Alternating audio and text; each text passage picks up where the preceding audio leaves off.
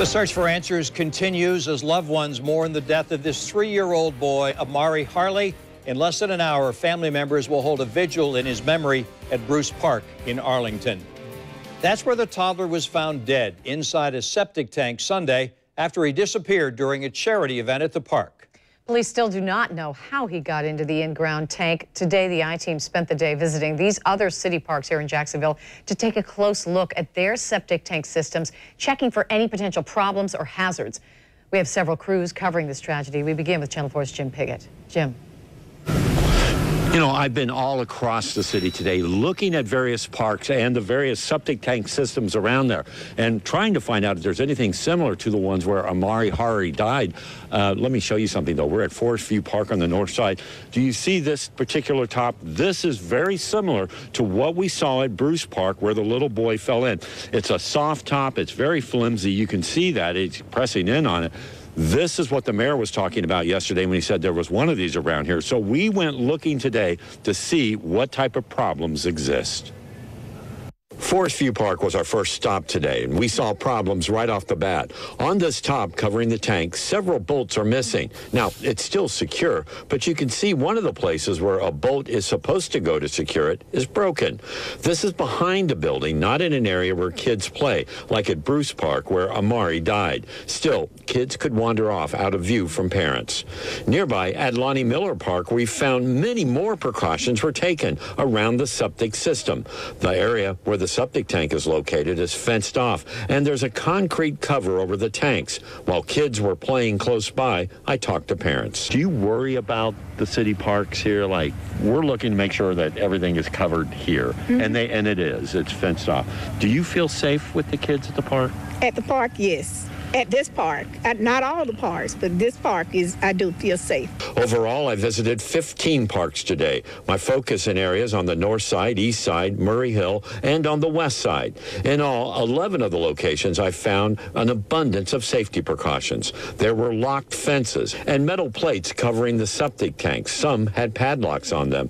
2 parks had locked buildings where only certain people had access to the tanks. In 3 of the locations we checked, there were heavy cement covers. Let me show you what we found at Carville Park on the north side. We saw these concrete lids, but if you look, you can see that they've been recently cemented. Obviously, some type of repair took place out here recently because there's still dirt around here. That is on both of these tank covers. So we don't know if they were cracked at one point and that's why they made the repairs, but it's going to be hard if they need to get inside. The city did report last February there were problems at Carville Park and the repairs were made. The mayor said workers are reviewing each park and making sure they're safe. We're doing the same. So we still have lots of questions for the city, particularly about here at Forest View Park, why they're still using something like this. The mayor talked about this. We asked him about it today because this isn't on a list that they sent us showing problems or parks that have these type of septic systems. So they're checking into it to see why it wasn't included on the list. And also we're going to find out what type of inspections they're doing since this tragedy happened. We're live on the north side. Jim Piggott, Channel 4, the local station. The I-team also found there are several materials being used to cover the septic tanks at city parks, and not all of them are secure. Monday, we went to the Lions Club Park in Arlington and found padlocked covers over their tanks. You need a key to open them. Well, today, though, at Hanna Park, look what we found. The I-team's Tarek Miner found an unsecured cover on this septic tank. It's large enough for a child to fall into. The screws are rusty from the salt and sand. Tarek is joining us now with more on this, and you told a maintenance crew about it. That is correct, Mary. We did. The city worker that I spoke with said that they were unaware of the issue. We went to 3 parks today, including Huguenot Park, Glen Leas Park, and Hanna Park, which is where we found that obvious danger.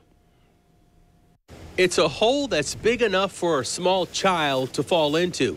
An underground sewage tank we found in Hanna Park that is supposed to be bolted down and secured. That should not happen, period. I mean, you've got a group of kids playing in the woods there, but they're supervised by their teachers and stuff. It didn't take a lot of effort for me to open up the cover to this sewage tank. The tank appears to be several feet deep and it reeks of human waste. The cover was secured with a padlock, but look closely. The screws holding the cover to the concrete are old and rusted. See that screw there?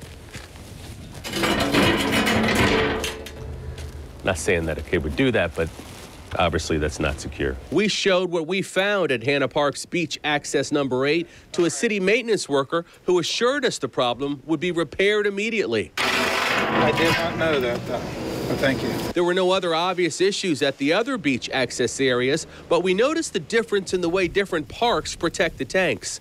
For instance, at Glenlea Parks 1 and 2, the sewage tank areas are fenced in, so it would be extremely difficult for a small child to gain access. The screw that is supposed to hold that tank cover down appears to have corroded over time from the salt in the air. The bathroom at Hannah Park is about 100 yards away from the ocean. Now, we reached out to Jacksonville city officials who tell me that Hannah Park's sewage tank covers were inspected on Monday.